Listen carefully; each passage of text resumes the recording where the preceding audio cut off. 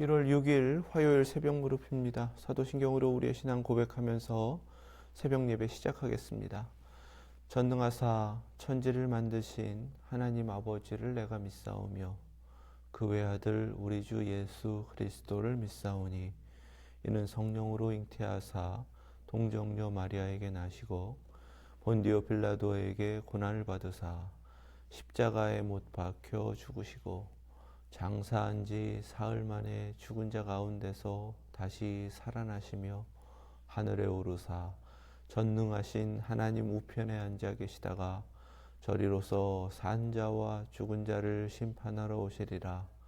성령을 믿사오며 거룩한 공회와 성도가 서로 교통하는 것과 죄를 사하여 주시는 것과 몸이 다시 사는 것과 영원히 사는 것을 믿사옵나이다.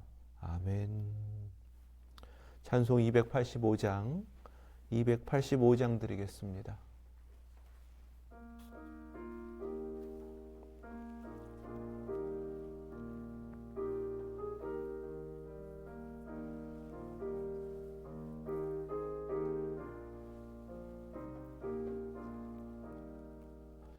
주의 말씀 받은 그날 참 기쁘고 복되도다.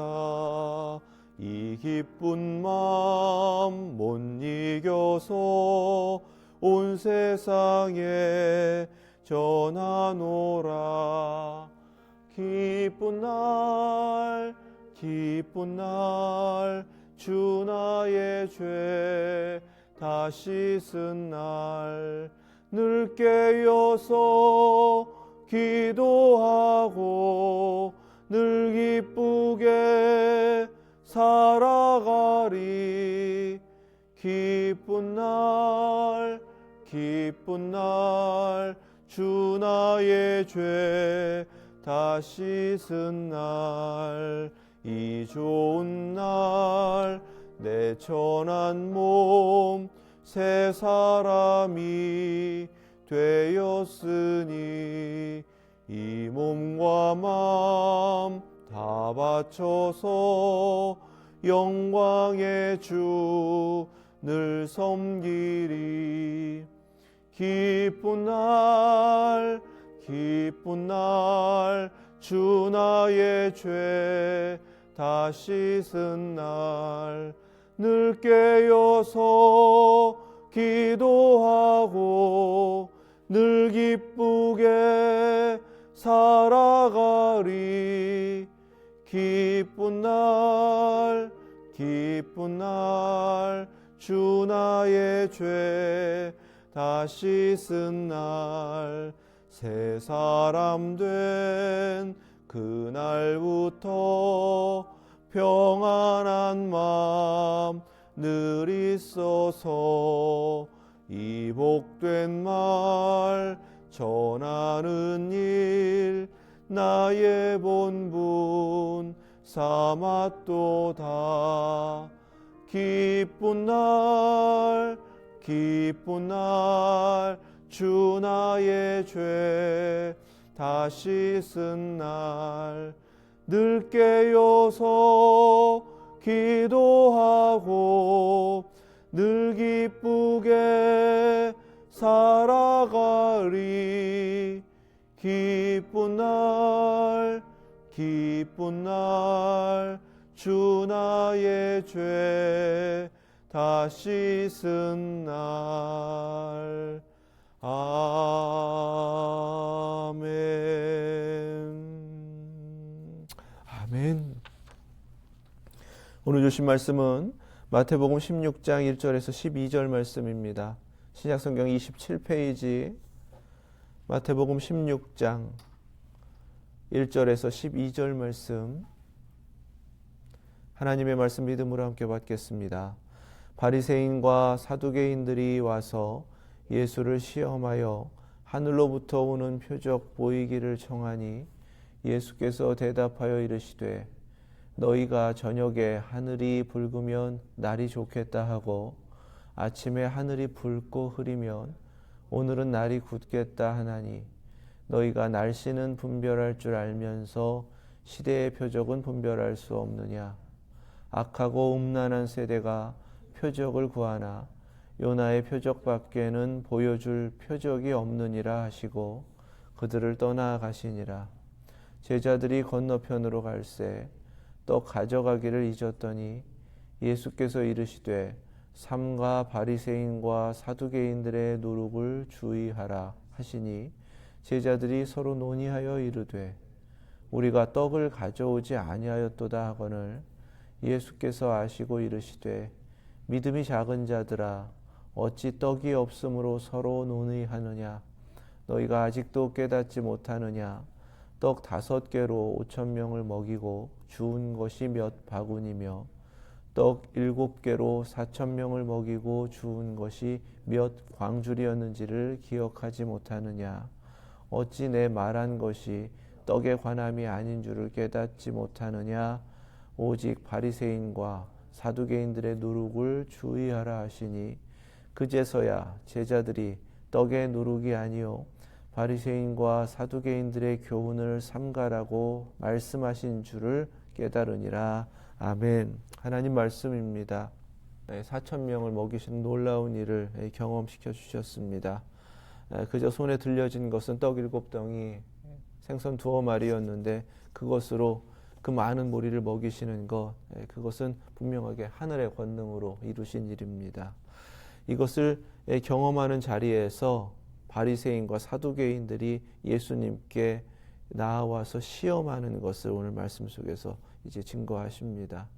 그들이 시험한 것은 하늘로부터 오는 표적 보이기를 청했다, 이렇게 증거하시죠. 이미 보여주신 표적이 있는데 또 그 자리에서 하늘로부터 오는 표적 보이기를 청한 겁니다. 이것은 불신이죠. 이 표적 말고 라고 하면서 다른 표적을 구하는 것입니다. 이 모습을 예수를 시험하여 라고 말씀하셨죠. 예수를 시험했다라는 것은 마태복음 4장에서 광야에서 마귀가 한 것입니다. 그러니까 이들이 지금 마귀에 사로잡혀 있다라는 것을 이 한 단어로 성경에서는 증거하고 계시는 것입니다.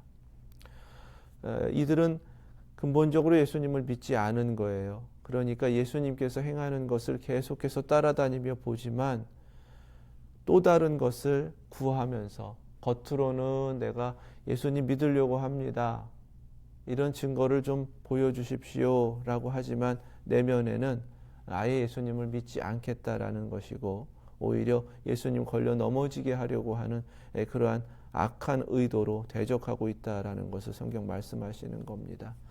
12장에서도 이런 비슷한 상황을 예수님이 겪으셨죠. 그때는 바리새인과 서기관들이었습니다. 바리새인과 서기관들은 가까웠어요. 자신들이 믿고 있는 교리적인 것, 또 자신들이 주장하고 있는 그런 율법적인 것들이 거의 같았기 때문입니다. 하지만 바리새인과 사두개인들은 가까울 수가 없어요. 그들이 믿고 있고 또 주장하고 있는 그런 교리 자체가 너무나 많이 다르기 때문에 그렇습니다. 사두개인들을 보통 부활을 믿지 않는 이라고 서술어가 붙는데 바로 그런 것들이 바리새인과 다른 교리를 주장하고 있다라는 단적인 예입니다. 서로 함께 할 수 없고 조금이라도 그런 신앙적인 것이 이슈가 되면 으르렁거리며 싸우는 이들이 지금 손잡고 예수님을 시험하는 거예요. 이건 분명하게 그들이 지금 마귀에게 사로잡혀서 그렇게 다스림을 받고 있다라는 또 다른 반증이기도 합니다. 이러한 도전 가운데 예수님께서 뭐라고 대답하셨냐 하면 기상의 변화를 보면 날씨도 분별할 수 있지 않냐, 이렇게 말씀하셨어요. 이제껏 보게 하신 많은 표적들을 경험했다면 시대의 표적을 분별할 수 없냐, 이렇게 말씀하셨습니다. 여기서 시대라는 것은 카이로스예요. 하나님의 때. 그러니까 예수님께서 지금 계속해서 표적을 나타내신 것은 이 시대가, 이때가 어떠한 때인지, 하나님께서 이제 하나님의 일을 시작하시는 분명한 것들을 나타내신 때이다라는 것을 보여주시기 위해, 분별하시기 위해서, 분별하도록 하시기 위하여 보여주신 그러한 표적이었다라는 사실입니다. 그것을 지금 깨닫게 하시는 거예요. 그리고는 4절에 12장과 똑같이 그들을 책망하셨습니다. 악하고 음란한 세대입니다. 표적을 구하지만 요나의 표적밖에 보여줄 표적이 없느니라. 요나의 표적은 이제 십자가와 부활을 예고하시는 말씀인데 당장에는 누구도 깨닫기 어려운 그런 말씀입니다.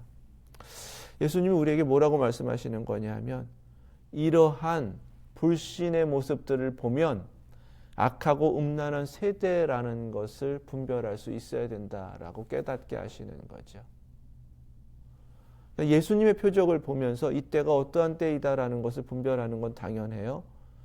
그런데 동시에 예수님을 향해서 이런 불신의 모습을 보았다면 이 시대가 지금 어떠한 세대인가, 얼마만큼 악하고 음란한 세대인가를 분별할 수 있어야 된다라는 것입니다.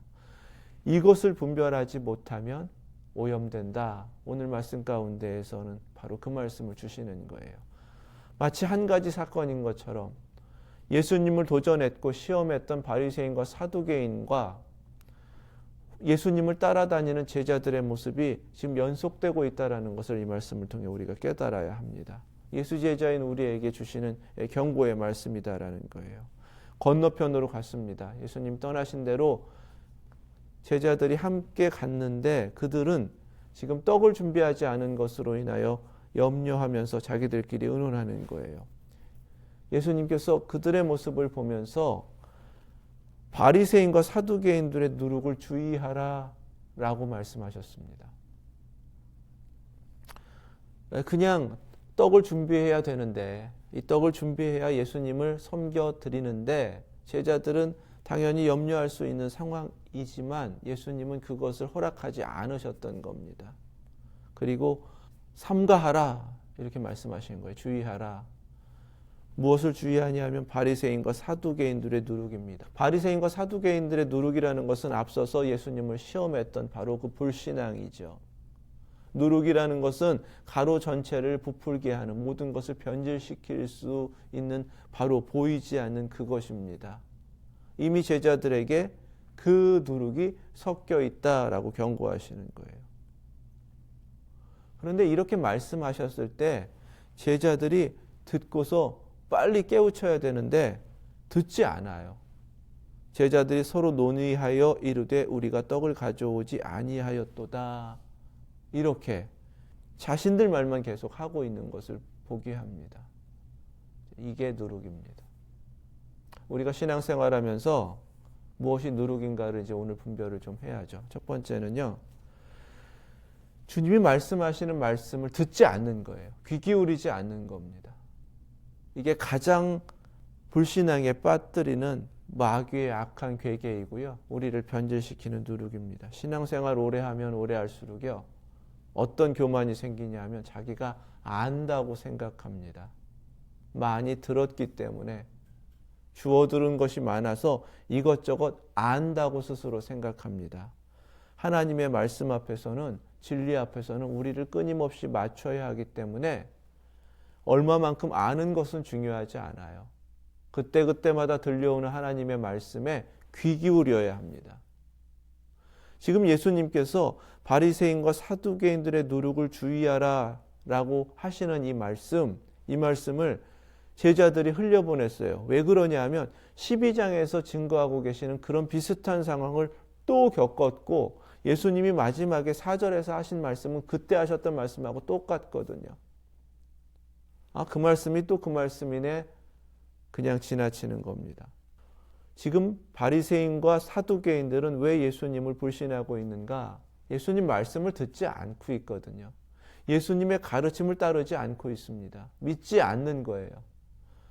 그러니까 눈에 보이는 표적조차도 믿지 않는 겁니다. 애초에 불신앙이라는 것이 예수님을 받아들이지 않고 있는 것인데 무엇을 받아들이지 않는가? 이사야 선지자를 통해 경고하신 것처럼 보고도 보지 못하고 듣고도 듣지 못하고 깨닫지 못하는 거죠. 그 모습이 제자들에게도 나타나고 있다는 것입니다. 오늘날 믿는다라고 하지만 많은 이들이 이 누룩에 변질되어서 귀를 닫고 있어요. 눈 말똥말똥 뜨고서 보고 있는 것 같지만 생각은 마음은 딴 데가 있습니다. 이게 문제입니다. 두 번째로 무엇이 누룩인가? 제자들은 지금 자기 생각에 갇혀 있습니다. 자기들이 중요하다라고 여기는 바로 그것에 붙들려 있어요. 그것이 무엇이냐면 다른 것이 아니라 떡입니다. 떡. 그러니까 선하게는 보이죠. 예수님을 어떻게 잘 섬겨야 되는데 그러려면 떡이 있어야 하지만 우리가 떡 챙겨오는 걸 잊었다라는 것입니다.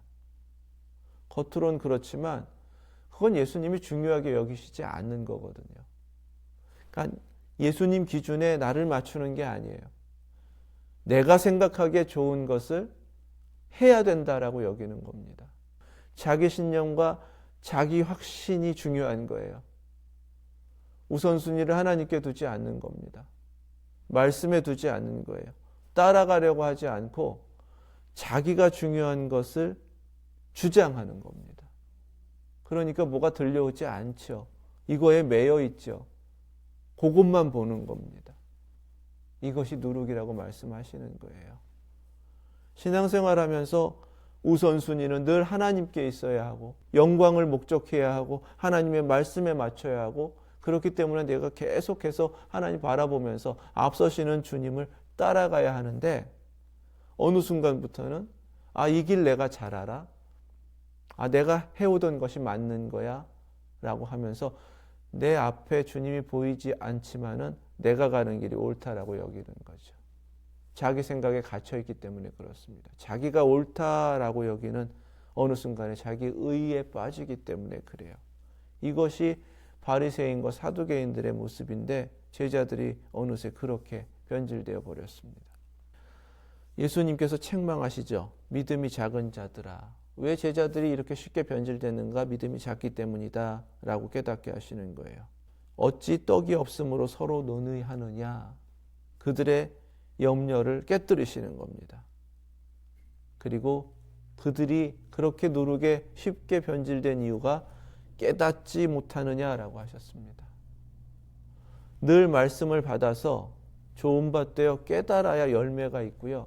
그 열매를 맺어가는 것은 하나님께 영광을 올려드리는 것뿐만 아니라 아셔야 합니다. 자라고 열매를 맺어가는 것이 나의 믿음을 지켜가는 겁니다. 세상으로부터 구별되는 거예요. 거짓된 누룩으로부터 진리를 지켜나가는 길입니다. 그러니까 단순하게 열매 드리는 것이 당연하다라고 여길 것이 아니라 그렇게 당연하다라고 깨닫게 하셨다면 그 열매를 드림으로 인해서 지금 하나님께서 내게 허락하시는 그 진리의 길을 가고 있구나. 주님의 말씀대로 내가 살아가고 있구나 라는 것을 계속 확인할 수 있어야 된다는 말씀이 되는 겁니다.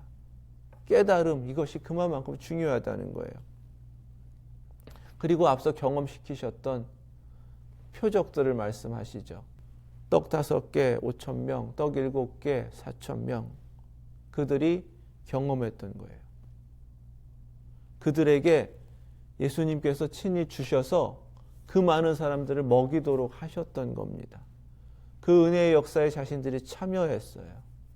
아마도 그 많은 것들을 나누어 주고 그 사람들과 함께 배불리 먹었을 것입니다. 그런 분명한 은혜가 있는데 지금 제자들은 그 은혜를 망각한 거예요. 왜 망각하는가? 당연하다고 여기기 때문에 그렇습니다. 예수님이시니까 예수님 믿고 있으면 이건 나한테 당연히 주어지는 거야. 이렇게 여기니까 은혜의 무한한 가치를 자꾸만 잃어버리는 거예요. 가치를 잃어버리는 은혜, 그러면 가치가 없어집니다. 그러면 은혜가 무엇인지를 망각하게 되는 거죠. 그 다음엔 어떤 일이 벌어지는가요? 받은 은혜 잊어버리니까 염려가 생겨요. 조금이라도 부족하거나 불편한 일이 생기면 그 다음부터는 불평이 나옵니다. 원망이 생겨요. 이제껏 이렇게 해주신 것이 하나님의 은혜인데 여기까지 온 그 모든 것은 이제 당연하다라고 여기기 시작하면서 당장에 여기서부터 부족한 것, 내가 불편하네, 이건 없네, 이러면 자꾸만 그렇게 사람이 바뀌어버리는 겁니다. 이것을 주님께서는 경고하시는 거예요. 마귀 역사죠. 그래서 누룩이라고 하신 겁니다. 그래서 바리새인과 사두개인들 예수님을 시험했던 그 위선에 빠지지 말고 그들이 예수님을 도전했던 그런 부정적인 것, 불신앙 여기에 경계하라라고 말씀하시는 겁니다. 신앙생활하면서 이 누룩에 빠지는 경우가 너무 많죠. 항상 우리가 주님 앞에서 우리 자신을 잘 경계하면서 지켜내야 될 부분입니다. 이 누룩에 빠지게 되는 가장 큰 이유가 믿음이 작기 때문에 깨닫지 못한다라고 말씀을 하셨어요. 11절 말씀에 어찌 내 말한 것이 떡에 관함이 아닌 줄을 깨닫지 못하느냐. 다시 한번 예수님께서는 깨닫지 못함을 책망하셨습니다. 말씀은 깨달음으로 반드시 열매가 맺어져야 되는 거예요. 열매가 맺어진다는 것은 말씀을 받았으면 그 말씀 그대로 살아가고 있어야 한다라는 것입니다. 열매라는 건 다른 게 아니에요. 내가 열매예요. 내가. 성경에서는 곳곳에서 말씀하시는 거의 모든 것들은 내가 열매입니다. 내가 삶을 통해서 계속해서 변화되고 하나님 앞에 맺어져 가는 거예요. 그런데 그것이 이루어지지 않는 이유, 그것은 깨닫지 못하기 때문이다 라고 말씀하시는 거예요. 그러면서 다시 한번 바리새인과 사두개인들의 누룩을 주의하라 라고 하셨습니다. 그랬더니 비로소 깨달았어요. 떡의 누룩이 아니었구나. 바리새인과 사두개인들의 교훈을 삼가라고 말씀하신 것이구나. 앞에서 깨닫지 못하느냐라고 주님이 말씀하신 이 깨닫다라는 단어는 노이에오입니다. 주의를 기울이고 자기가 바로 알아채리는 거예요. 바로 인지하는 것을 노이에오라고 그래요. 12절에서 제자들이 비로소 깨달으니라 라고 하시는 쉬니엠이라는 말은 앞에 순이라는 것이 붙어 있습니다. 접두어로. 함께라는 뜻이거든요. 이것저것 주어져서 비로소 그거를 다 모아가지고 아 그렇구나 라고 알게 된다라는 뜻입니다. 주님께서 우리에게 원하시는 것은 주님의 말씀 그대로를 받고 깨닫는 거예요. 어떻게 그럴 수 있습니까? 성령님의 감동하심으로 기록된 말씀이기 때문에 성령님의 은혜로 깨달을 수 있는 겁니다. 어두워요. 그냥 글자로만 보여요. 그러나 성령님께서 빛을 비춰주시면 그 말씀이 보이고 보고 깨닫고 듣고 깨닫고 이렇게 성령님의 역사하심 가운데 이루어지는 것입니다. 예수님께서는 바로 그것을 우리에게 찾고 계세요. 그런데 우리가 바로 이 누룩에 의해서 변질되어 버렸기 때문에 말씀이 주어져도 단번에 깨닫지 못하고 있다. 그것이 믿음이 작은 것이다 라고 주님께서 제자들을 향해 책망하시고 오늘날도 깨닫지 못하는 우리를 향해서 책망하고 계시는 것입니다. 이런 상황 가운데 이런 증거가 있고 아, 이 말씀이 이런 것이구나 라는 것들을 이해를 시켜주셔야 비로소 깨닫는 것, 그 모습이 바로 작은 믿음이라고 하신 것이거든요. 많은 부분 신앙생활하면서 이런 것들을 자꾸 요구하죠. 아, 이것도 좀 주시고 저것도 제게 이루어 주신다면 제가 믿겠습니다. 이건 불신앙의 자세입니다. 노력으로 변질된 자세예요. 주님이 찾으시는 것은 주님 앞에 말씀 주어진 대로 깨닫기를 구하면서 성령님을 구하고 그리고 그 깨달음 가운데 나의 삶이 순종함으로 말씀대로 살아가는 바로 그 열매를 맺어가는 삶이 되기를 원하신다라는 사실입니다. 믿지 않으면서 무언가 조건을 구하는 것. 그 사람들은 아무리 증거를 보여주고 아무리 기적이 나타나도 믿지 않습니다. 출애굽 때에 바로가 그랬습니다. 마음이 완악하기 때문에 그렇거든요. 그런 불신앙의 자세, 그것이 바로 오늘날 우리가 살아가고 있는 악하고 음란한 세대의 모습이다라는 것을 우리에게 분별하라고 하시는 것입니다. 하나님의 말씀은 진리입니다. 그 자체로 진리이기 때문에 아멘으로 받으시고 성령님께서 깨닫게 하시는 대로 나의 삶 속에서 그 은혜로 나아가 순종함으로 열매를 맺어가실 수 있기를 축원합니다. 오늘도 이 말씀 속에서 우리에게 확 조명하며 보게 하시는 말씀이 있을 거예요. 그 말씀을 깨닫고 붙잡고 그리고 내 자신을 말씀에 맞춰서 그렇게 말씀대로 주님이 앞서가신 그 길을 계속 순종하며 뒤따라 우리의 삶이 변화되고 주님이 기뻐하시는 바로 그 모습으로 하나님께 열매를 맺어가는 저와 여러분들 되실 수 있기를 주님의 이름으로 축원합니다. 기도하겠습니다. 거룩하신 하나님, 저희는 이미 요나의 표적도 깨달은 자임을 주님 앞에 고백하며 이 시대를 분별할 수 있도록 더욱더 지혜를 주시고 영적으로 깨어 있기를 구하오니 성령님께서 저희를 인도하시고 동행하여 주옵소서. 주님, 이 시대가 얼마나 악하고 얼마나 음란하고 얼마나 마귀에 사로잡혀 있는지를 분별할 수 있게 하여 주시고 저희를 주님 앞에 순종함으로 말씀에 맞춰감으로 지켜가 세상에서는 구별되게 하시고 주님 앞에는 열매 맺는 바로 그 변화된 신앙인 다 되게 하여 주시옵소서. 들려오는 소리를 경계하게 하여 주옵소서.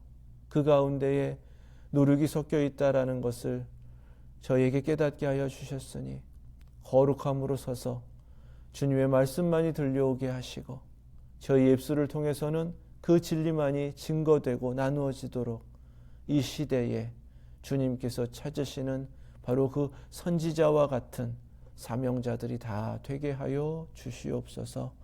거룩한 열매로 이 하루도 맺어가며 주님께 영광 올려드리길 원합니다. 성령님, 저희를 주장하여 주시고 인도하여 주옵소서. 예수 그리스도의 이름으로 기도드립니다. 아멘. 하늘에 계신 우리 아버지, 이름이 거룩히 여김을 받으시오며 나라 임하옵시며 뜻이 하늘에서 이룬 것 같이 땅에서도 이루어지이다. 오늘날 우리에게 일용할 양식을 주옵시고 우리가 우리에게 죄 지은 자를 사하여 준 것 같이 우리의 죄를 사하여 주옵시고 우리를 시험에 들게 하지 마옵시고 다만 악에서 구하옵소서. 나라와 권세와 영광이 아버지께 영원히 있사옵나이다. 아멘.